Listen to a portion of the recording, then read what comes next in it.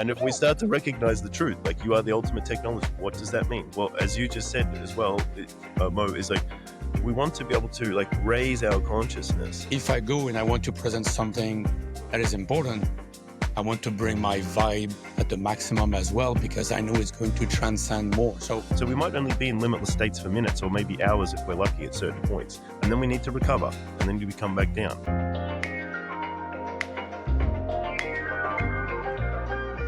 if you're enjoying the content, go ahead and click the like button, because we like to know that the content brings value to you. If you want more tips, stories, and real talks like this, make sure to subscribe and turn on the notification button. That way, we will always be the first who will know that a new episode just dropped. We really appreciate you being here. Let's keep learning and growing together. Perhaps, Mo, if I might jump in between just to maybe stay on what she said and come back to your great question, if you don't mind. Because you just made some allusion, Shae, to certain things again. I mean, and it sparked a few ideas, not a few ideas, but a few links with my readings. And what do you not think, but what's your opinion and let's say the approach regarding, because I think you said it, everything is energy in a sense that, I mean, since I'm young, I'm doing in certain cases, telepathy example. In the phone line when they were analogic, you take the phone and didn't ring, and my friend was there, and it happened so many times with him. Great friend that was always with him. So great connection, great vibe. So energy, and also when we present, and when Mo is generating a lot of energy, when you're with him, is all vibrating at a very high level. So you want to be at that level. So that helps to create relationships. That helps to do many things. So if I go and I want to present something that is important, I want to bring my vibe at the maximum as well, because I know it's going to transcend more. So, but the energy thing being everywhere, and I'd like to get your opinion about that. I'm not there yet. I'm not against, but I'm not there yet. So I'd like you get your good advice and vision around that. I love that. And what's cool is the answer to both your questions is kind of the same thing, which is that we're dealing with, yet again, consciousness in embodied form, and we need to learn how to use that as a means to an end, as a tool, as a mechanism. And we have a technology, like we are the technology. Like this is my tagline: you are the ultimate technology, right? And if we start to recognize the truth, like you are the ultimate technology, what does that mean? Well, as you just said as well, Mo, is like we want to be able to like raise our consciousness in a way where we are essentially, hopefully, touching God mode. We want to be in the flow state, and not just even a flow state. We want to be in a state where like we're literally transmitting miracles into the world. Like, and there are possibilities where it's like you walk into a room and reality unlocks because you're the guy with the right vibe, the right idea, the right potential, the right skills at the right time. And you've probably experienced that with people too when they come with the right advice. And this is the gift of a great coach. A good coach should be literally able to come in and say, like, I got your context, and then here's the key. And that will just like open up a new potential or a new angle or a new reality of some kind. Now, what that also means is that we are on a kind of a scale of consciousness, if we will. And the scale is a metaphor too, because I want you guys to recognize that whoever's listening, everything I'm saying is just metaphors. It's just models. These are just words. This is not literal reality. But we use words, we use models, we use metaphors like energy or like consciousness or like scales as measurement tools, just as they're like instruments. So as we look at the idea that we are on a scale of consciousness, on the lower scale, on the dense scale, we have things like fear, insecurity, victimhood, heaviness, difficulty, separation. And if we're in a state like that, then our vibration tends to be all about the world is against me or the world is happening to me and I'm at the effect. I don't have the control to be the master. I don't have what I need. And that obviously feels heavy. It feels bad. So that's a sort of it's an anti-flow state in a way. That's like there's a separation fear state. Now, if we start to do some actions to pull ourselves out of that, which is like maybe I need to have a sleep or write a list or clean my house or talk to a friend or, have a cup of tea or something that's going to get me into a different kind of state.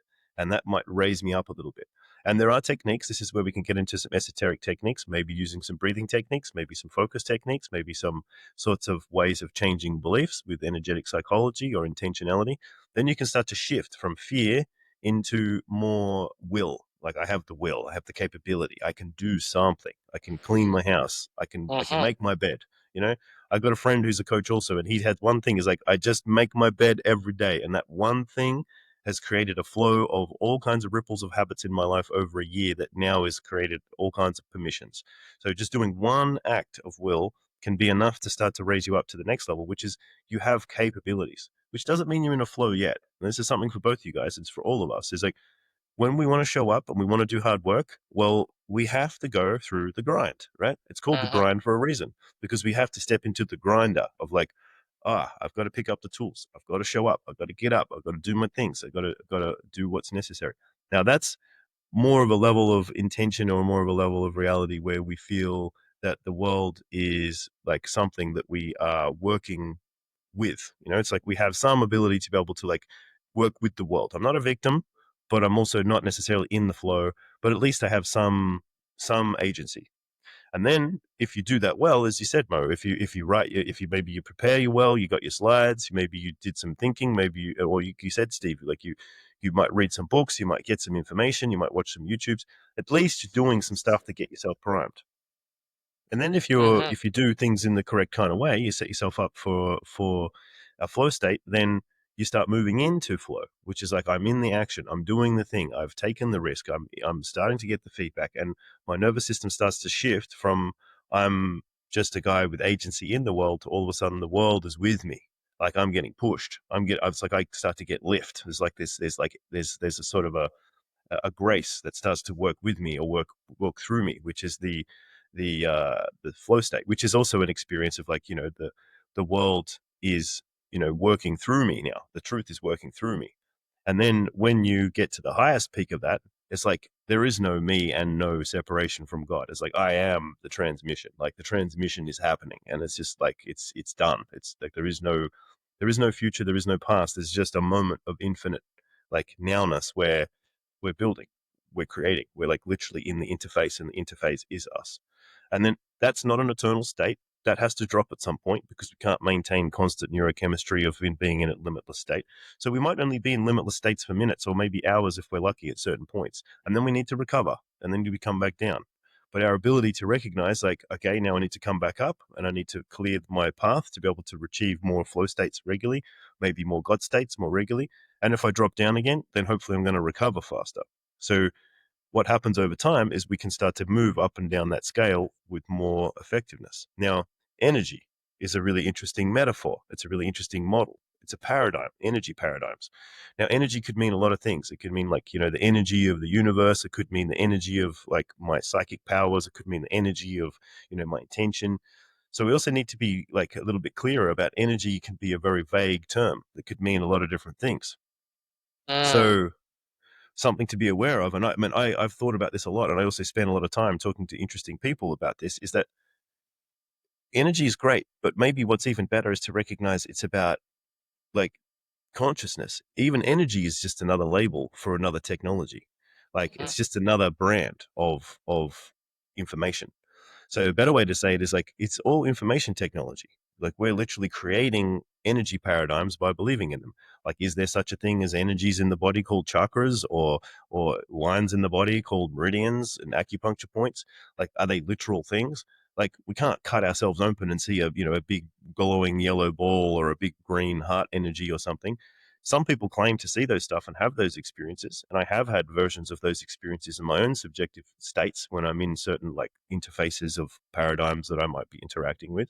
But ultimately, this is about a human projection of perception, and projection of perception is an information technology that then can be perceived and experienced as energy or used as energy.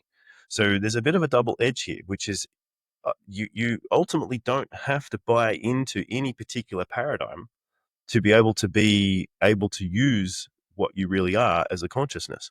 But when you do adopt a paradigm of energy or yoga and chakras or belief change or raising your vibration from a scale of 0 to 1,000 and then doing some techniques or whatever, then you start to adopt something that the subconscious mind can start to put a frame to, a management system to, something that makes sense. Because if I don't have any tool to make sense of what the interface is, I'm just dealing with pure data. It doesn't make any sense. It's just an infinite quantum context. So you need to recognize that part of your game as a human being is quantum entanglement. It's like what you say is, what you see is, what you start to measure and observe starts to create feedback loops. Now, that doesn't mean we create reality as much as we interact and co-create with the meanings and with the experiences of information that are able to be drawn out of reality.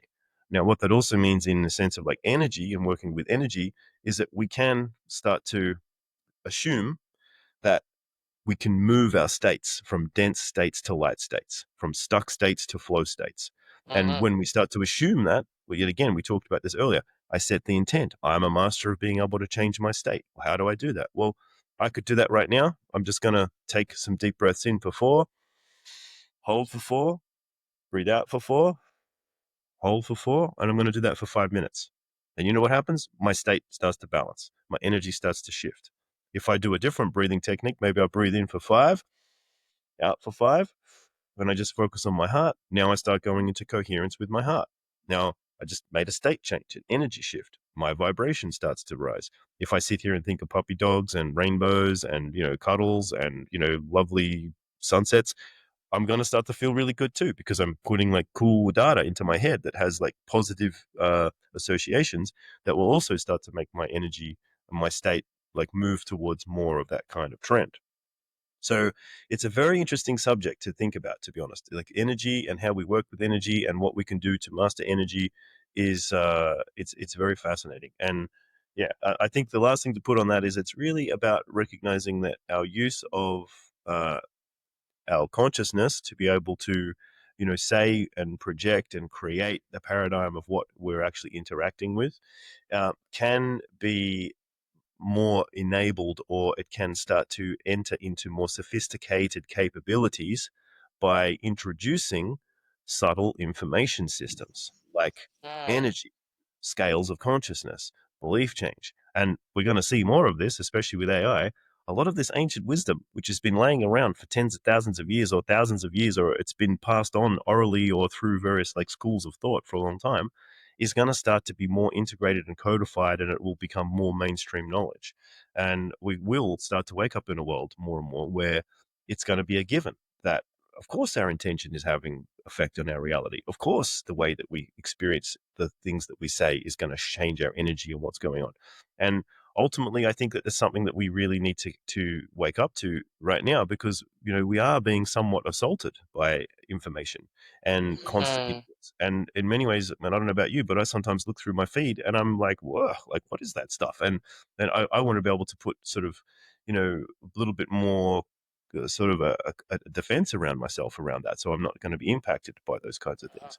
And that's where, we also have discussions about, maybe psychic defense or clarification of your like intention, or, let's say fortifying yourself against these kinds of things is also another interesting subject. But, now we're diverging. So I hope that's another crazy packet of information. Yeah. Mm, I All love very it. good. I love it. All very good. So one thing pushing the energy topic a bit further. I'm sure you know Dr. Joe Dispenza, of course. and he's doing some studies. I didn't double check them at all. I'm just saying.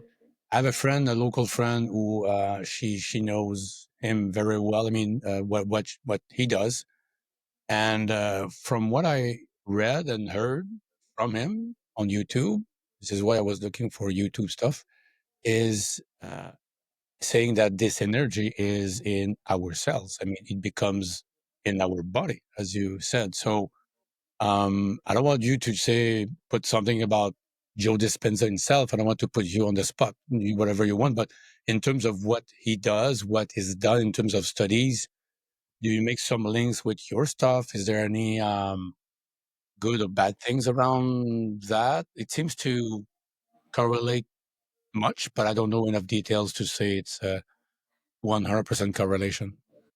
Yeah, look, I have a lot of respect for Joe because he's doing work to bring information into the mainstream, which is bringing integration and healing and more wholeness to the mainstream. And not only that, he's bringing a scientific paradigm, which is a very commonly digestible and understandable paradigm, as a means of like almost like bringing in higher dimensional paradigms of information and experience for people.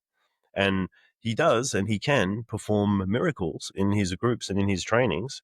Because when I say miracles, I mean people get spontaneous healings. People's information systems change and their nervous systems change, and they might end up walking out of a seminar with a more functional life, or they might even be able to walk when they couldn't walk before, or to be able to have like some profound shift with an autoimmune disorder. And this is something that, I'm learning more about all the time, which is like our nervous systems and our bodies are actually more of, yet again, a kind of a receiver for a field technology. We live in a field technology. Like life is actually made up of morphogenic fields of information. And that's why when we do go into nature or we do interact with each other, or when we are in all these kind of different like energetic exchanges with our environment, we're actually exchanging lots of different information. As you said, when we hang out with Mo, our vibration goes up, right? Because his field is so powerful and he's such a super positive guy. Because also he's probably spent a lot of time and built beliefs, and he has a very strong sense of like identity around like living as a high vibrational person, a positive person, a proactive person, a solution orientated person is something that's very intrinsic to the way that he operates. So similar to what Joe's offering the world as well, he's acting as a sort of a mentor or a gatekeeper or an initiator. And in many ways, he's playing the role of a white magician. He's showing up and he's saying, guys, you got the power. Like, let's go. Like, let me teach you the magic ways to unlock it. We're going to do this visualization. We're going to do these breathing techniques. We're going to stay in this trance. We're going to keep on doing this. We're going to keep on doing this until it becomes something that is actually getting a breakthrough for people. And I do know some amazing studies you talked about, like things like, he was doing great work where he would get people to meditate, and they would all meditate in a way to bring peace to a space, and then crime rates would go down, or the general prosperity of the area would go up, which it's pretty cool. Like and you don't even need that many people. Get 20 people together and get them to positively sit and start to build this kind of field of intentionality and to send it out into the world as if we're going to become a kind of a positive circle of creators that are creating and dreaming the world more into existence as a group. And it has a positive effect. And as I was saying, this is all about coding the nervous system. And a lot of people have autoimmune problems, and I've been through this myself. You have problems with chronic fatigue or autoimmune issues because of some very deep limiting belief of like, I don't trust the world, or I'm not safe, or the world's not okay, or I'm not allowed to be okay. And that could be because maybe you had a difficult time or a trauma or a bad family situation or some kind of stuff that was an ongoing traumatic experience. And sometimes those, what we could even call like complex post-traumatic stress experiences, they're not obvious. It's not like we have a car accident it's an obvious traumatic experience. They can be more subtle. It could just be that we come home every day and dad's not there and we don't feel relaxed, and mum's busy, and the stuff is there and we just feel stressed. And then the underlying assumption that happens from a young age is like, the world's not okay. And then surprise, surprise, that person might end up manifesting fatigue or some kind of autoimmune or eczema or migraines or all kinds of stuff. So confronting those beliefs and fortifying and supporting the nervous system to be able to be more whole and complete is a tremendously needed and very positive thing. And yeah, like once again, Joe Dispenza is doing a great job of popularizing that paradigm and bringing more of those kinds of technologies to the world. And I think it's something it brings a lot of virtue, and I think that it's definitely leading things in the right direction. And once again, just to finish that off, like this is what Buddhists and yogis and tantric people and druids and witches have been doing for thousands and thousands of years. Hanging out and just holding the vibration. Holding the intention. And even in the Muslim world, the Christian world, the Jewish world, there's people at high levels and they really just bring love. They really just bring wholeness. And ultimately, they're all happy to sit down and drink cups of tea and love each other because they get it. It's all one system. It's all one love. Obviously, all sorts of falls apart at certain points when people start fighting over whose book interpretation was the right or the wrong version. But ultimately, if we can let go of the ideologies and come back to the actual technologies, then we come back to the same eye of the pyramid, the same keystone. They said, man, wow. I'm Yeah. already on that high level positive energy. We are the Illuminati, Oh, boys. We are. We make it. let's We create it. go, That's man. it. Let's go, brother. Perhaps Yeah. I have one last question, Shay, that will really make this all fit under a beautiful practical umbrella for our tech audience. So the podcast is Make Tech Work.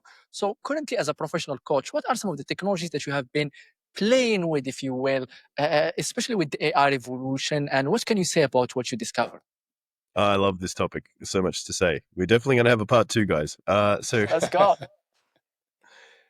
So to answer your question, excellent question. What kind of tech stacks do I like to get into? Well, I've been in, like, let's say, the consumer level of AI since it came out. So I started with, you put me onto GPT 2.5, right? That was way back in the day. Now I wasn't Yeah. really, I wasn't nerdy enough to get into 2.5, but as soon as 3.5 came out, I've had it there all along. So obviously working with those tools and learning to put information in and receive information and try to package information. Now, I wouldn't say that that's necessarily like the most amazing tool yet, but obviously it's bringing a lot of benefit, and I'm getting increasingly impressed now. I use, just the general stack of GPT to create all kinds of bots and systems to be able to feed back information. Personality analysis and reflections and problem solving can be really excellent. One simple thing that I do, for example, is I might take something like Enneagram personality type bot, and then I can tell it things like, I'm this number, I have this problem, this is an entrepreneurial issue, or this is a family issue, or this is a personal issue. What should I do to help me with XYZ? And sometimes the information comes back as as good, if not better, than a high level coach or a human could give me in a small little packet of information. So just using GPT in terms of like a positive feedback loop. I did a bunch of experiments, which is the stuff we could talk about another time, in terms of like packaging things up into projects. So Claude, for example, has a great way to package things in the back end so you can set up like projects. Now, if you want, you can do things like set up your values, your goals, your wheel of life, your plans. You can put in some key kind of like coaching questions and frameworks, and then you can talk to it as if it's your coach, and you can use it on a daily basis as a way to start to give feedback. Now, I found I hit walls with that because I tend to break things pretty quickly because the technology is not capable of dealing with my sophistication yet, but we're getting there. And that's what I like to do. I like to hack and push and see what's going to happen because we're updating all the time. Now, that Claude thing, that's a great experiment. The only problem is the context window wasn't big enough to handle the flow to a higher level. So, but I'd highly recommend if people are interested, play with Claude, play with projects, play with putting things in the back end and see if you can use it as a feedback loop. Another great one that I'm using lately for coaching is I take client information, I put transcripts, I put personality analysis, I put general frameworks of what I'm doing, similar to what I just said with Claude, and I put it into Google Notebook LM. Now, Google Notebook LM is great. It's free. It's easy. It even has cool mind map systems now. It has timelines. It has samples. You can do some really cool stuff with it. And what I'm finding as a coach is it gives me an amazing ability to not only just see exactly what I've done with my client and to be able to recap and catch up with stuff very quickly so I can catch up with the context. I can also ask it very directly once I'm in a flow with the client. This is the current scenario. Act as my assistant coach, and help me to identify what are some key limiting beliefs that we might want to focus on popping in this session. And that might also mean doing something along the lines of, let's take, these core personality disorders that we've already identified in this assessment. Let's take this, series of limiting beliefs that are related to these tendencies. Let's relate them to the current context of the client's concerns. And now let's build a formula for positive integration into that. Now, what I see generally, and this is why I'm also hopeful about the integration of human technology and AI technology, is that AI is not capable of performing limbic resonance. We can't hang out with AI and receive a nervous system download from it.